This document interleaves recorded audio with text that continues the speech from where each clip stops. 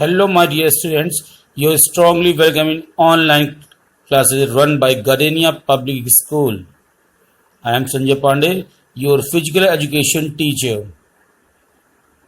Students, today I will explain you in this video the object of physical education. As you saw in the previous video, the aim of physical education. Let's start the video with the objects of physical education. Objective of physical education. Writer H. Clark mentioned three objectives of physical education. First, physical fitness. Second, social efficiency. Third is culture. Bookwalter also point out the objective as health, ethical character, worthy use of free time. Charles Butcher has named the objective physical development, motor and movement development, mental development, effective development, and social development. The National Policy for Physical Education 1956, the objective of physical education are as follows.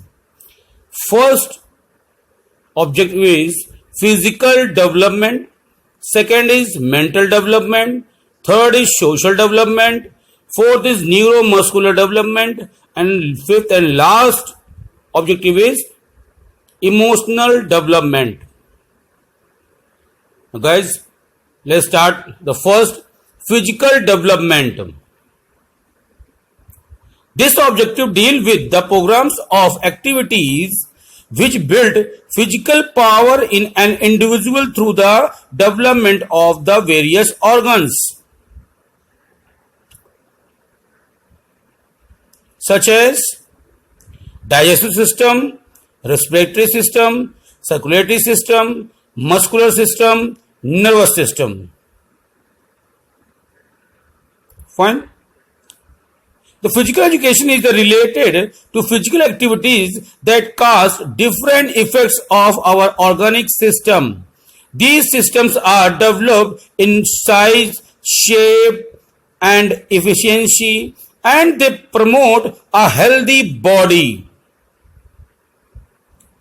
If your system remain in sound health, they can perform their function in an efficient way.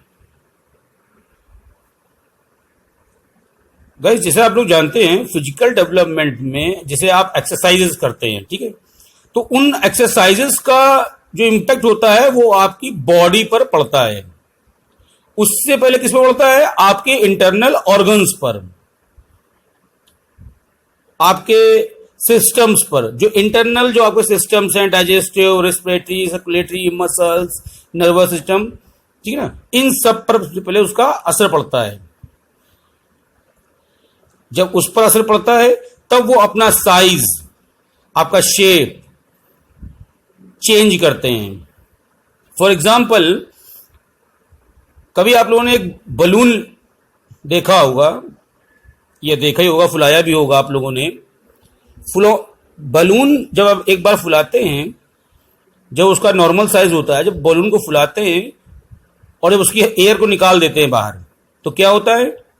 जब उसकी air को हम बाहर निकाल देते हैं तो वो बलून कुछ अपना साइज बढ़ा देता है. उस बलून का जो साइज है थोड़ा सा बढ़ जाता है. नेक्स्ट टाइम फिर हम उसी को सेम ऐसे करते हैं, फिर उसका जो है बढ़ जाता है. ऐसे करते करते करते करते जो बलून का साइज होता है वो बड़ा हो जाता है. सेम एज हमारी बॉडी है. हम बॉडी को जितना ज्यादा उसके अंदर एफर्ट्स डालेंगे उतना ही ज्यादा उतना आकार बढ़ाता जाता है. लेकिन जैसे हम लोग एक्सरसाइज करते हैं तो ऑटोमेटिकली क्या होता है, उसमें सिकुड़न आना शुरू हो जाती है. मतलब वो अपना ओरिजिनल शेप लेना चालू कर देता है.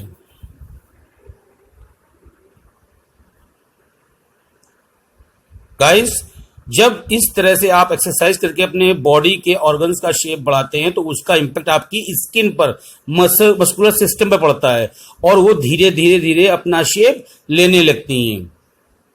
Six pack, abdomen, biceps, tricep, forearms, इन जो कुछ भी आप देखते हैं ये आपके एक्सरसाइज करने के बाद में जो फिजिकल डेवलपमेंट होता है वो ये होता है।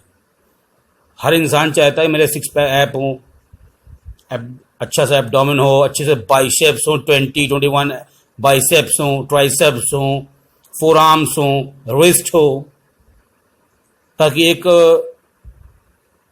बाहर की दुनिया में जब हम खड़े हों तो हमारा एक फिजिकल एक इफेक्ट पड़े दूसरों पर, लोग उसको जानें और समझें। फाइन, चलिए नेक्स्ट चलते हैं, मेंटल डेवलपमेंट।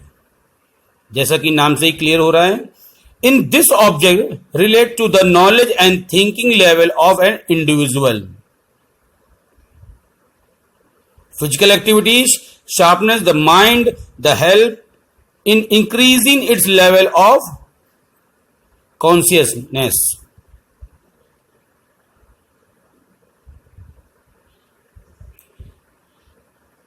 गाइस, जैसा कि नाम से ही क्लियर हो रहा है, मेंटल डेवलपमेंट आपकी सोच को, आपके नॉलेज को ये बढ़ाता है। ठीक है, जब ऐसा होता है तो आपके ब्रेन में नए नए लेवल्स को क्रॉस करने की एक क्षमता बढ़ने लगती है, आप नए नए चैलेंजेस को एक्सेप्ट करने लगते हो। ठीक है ना,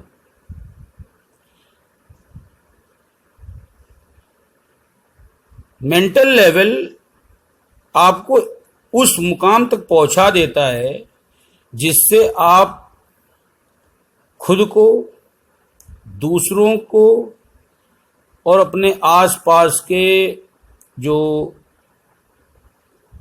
वातावरण है या लोगों को बोल लें, उन सभी को आप लोग प्रभावित करते हैं। आपका ब्रिलियंट होना आपके मेंटल डेवलपमेंट का ही एक पार्ट है। जितना अच्छा आपका मेंटल लेवल होगा, उतना ही ज्यादा आपकी ग्रोथ होगी। नेक्स्ट पर आते हैं, सोशल डेवलपमेंट, सामाजिक उत्थान के बारे में देखते हैं। In this object it is to develop social qualities in an individual so as to help her or him make adjustment in the life according to the situation. While participating in physical activities, the player come close to another. They develop many qualities such as unity, friendship, cooperation, sportsman spirit, self-control, unselfishness, fair play, tolerance and sympathy. जब आपका physical और mental level high level पर होता है तो आप लोग अपने आसपास के वातावरण में, आसपास के समाज में एडजस्ट करना, हर एक क्वालिटी, चाहे वो लड़का हो या लड़की हो, किसी भी सिचुएशन में बड़े आसानी से उसमें एडजस्ट हो जाना ही आपका सोशल डेवलपमेंट कहलाता है। एक स्पोर्ट्समैन के तौर पर देखा जाए तो एक स्पोर्ट्समैन कभी भी भेदभाव या अच्छा या बुरा हर चीज को बड़ी जल्दी से भाप लेता है, बहुत जल्दी से देख लेता है, क्योंकि उसका मेंटल लेवल बहुत ऊपर होता है। और सबसे बड़ी चीज, जो स्पोर्ट्समैन होता है वो कभी भी अलग रहने का या दूसरों को डाउन करने, वो एक यूनिटी में रहता है, यूनिटी नहीं होता है। उसके अंदर फ्रेंडशिप करने की बहुत ज्यादा होती है, दूसरों के साथ में कोऑपरेशन करने की बहुत ज्यादा उसको रहती है कि नहीं मैं करूंगा, मैं हर एक की हेल्प करूंगा।